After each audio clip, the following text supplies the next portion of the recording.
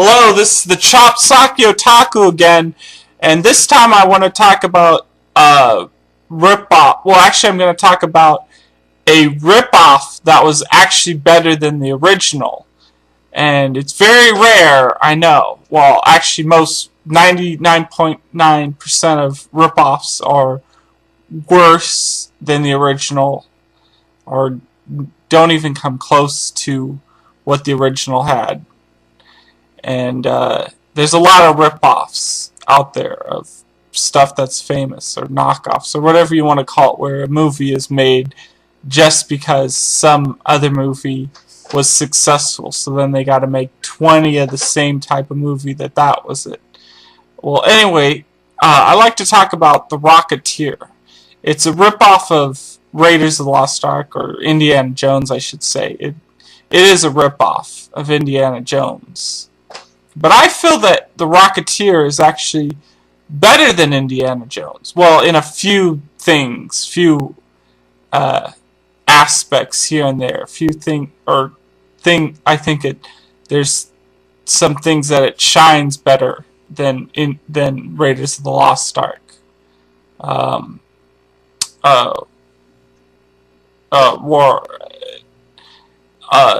The first thing that The Rocketeer does better than Raiders would have to be that the bad guy, the bad guys are better. For one thing, The Rocketeer has one villain, Sinclair, and Raiders has like 3 villains going on.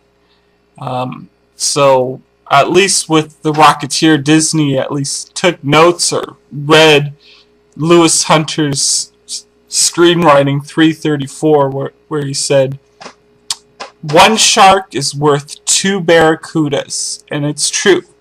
One shark is worth 2 barracudas. In this case, one shark is worth 3 barracudas, because there's 3 barracudas, 3 bad guys, and none of them really seemed like they were really in charge, to say.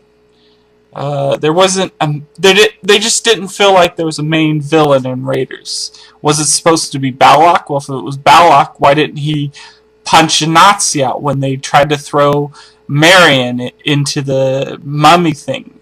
If it's one of the Nazis, why didn't, I don't know, something like, why didn't they shoot Marion when they found her with Indy, when he was asking her, "Hey, can I have her?" and they say no, and just shoot her or something. But then he says he wants her, so and is allowed to have her, so that doesn't make any sense. If he tried to fight the Nazis and they shoot him or throw him in with her into that mummy thing, or wherever the Ark was when they threw Marion, is that he tries to rescue her and then they throw him in there. I don't know. There just should be something to say, who's in charge? Who is this main villain? Is it one of the Nazis? Is it Balak? I don't know from the movie. Do you know? I would like somebody to email me and say something of who the actual antagonist, who's in the antagonist in there. I didn't really feel that there really was one.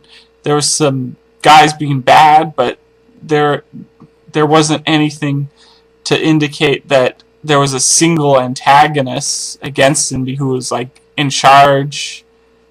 It certainly wasn't Balak, and it certainly wasn't the Nazis. It was kind of weird. The bad guys were kind of more like, oh, we're all good friends, and there didn't seem to be somebody in charge. And but at least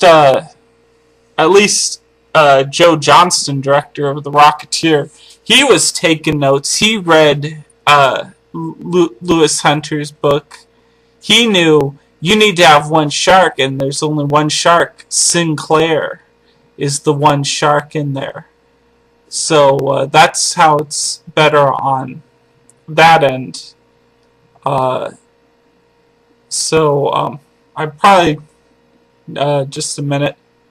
So anyway, as I was saying, there should only be one villain, and in Rocketeer there was Sinclair.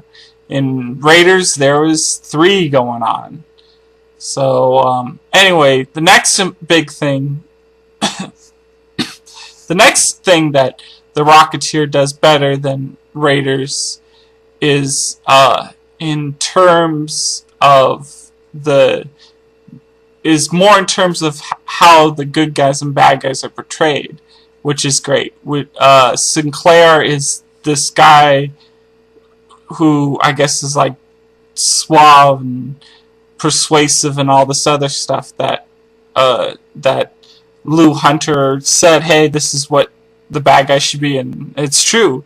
When you make a villain, he should be persuasive and suave and everything. Should be perfect. Should be somebody that you'd see on the cover of like GQ or something. Should look perfect, and for the most part, everybody thinks is a good guy, but is really the bad guy. And I really like the contrast that the bad guy is this person who's Mr. Perfect, and that the good guy is a hot-headed pilot. I really like that contrast, and like most American movies have it where Mr. Perfect is the good guy and the person who isn't is the bad guy, and I just fall asleep when I see that. I'm not really interested in that. I don't care if the bad guy looks ugly. I'm more interested in the bad guy being, I guess, a beaut or whatever you'd say. I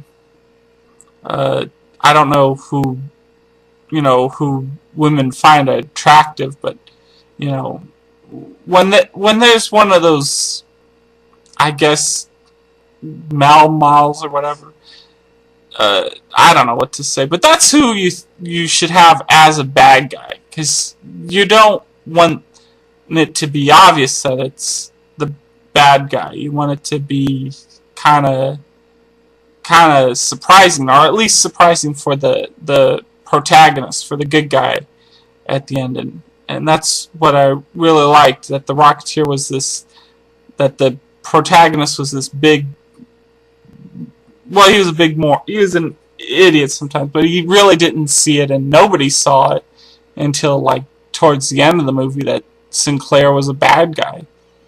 So I gotta say, a lot of people make fun of Disney, and there's plenty of bad Disney movies out there, no problem about that. Aladdin and Dumbo and what else was there that was a bad one?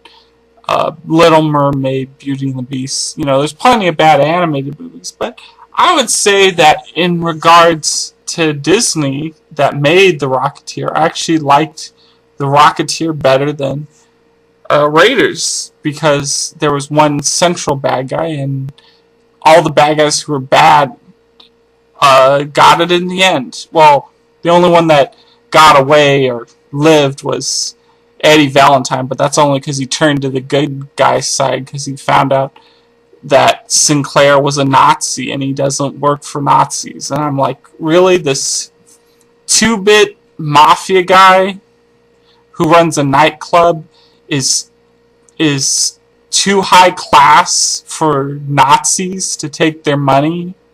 Whatever.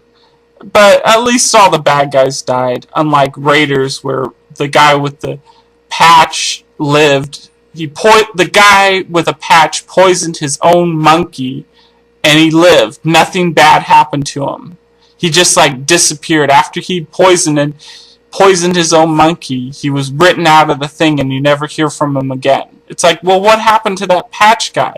Are we ever going to see that patch guy again? Is he going to get killed? What was the point of even having this patch guy, or even acknowledging that he has a patch and that monkey that's like a spy or whatever in the movie, if they weren't even going to do anything with him?